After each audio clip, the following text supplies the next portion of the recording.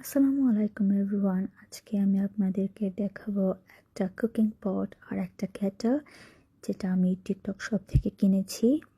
ব্ল্যাকের মধ্যে গোল্ড প্যাটার্নের এই কুকিং পট আর কেটেলটা দেখতে যেমন সুন্দর, তেমন এর কোয়ালিটিটাও অসাধারণ।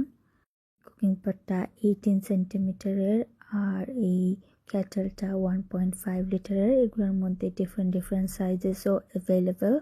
আমি এর লিঙ্কটা আমার এই ভিডিওতে দিয়ে দেব, আপনারা ভালো লাগলে কিনে ফেলতে পারেন। আর আমার টিকটকের শোকেসেও এগুলো অ্যাভেলেবেল আছে।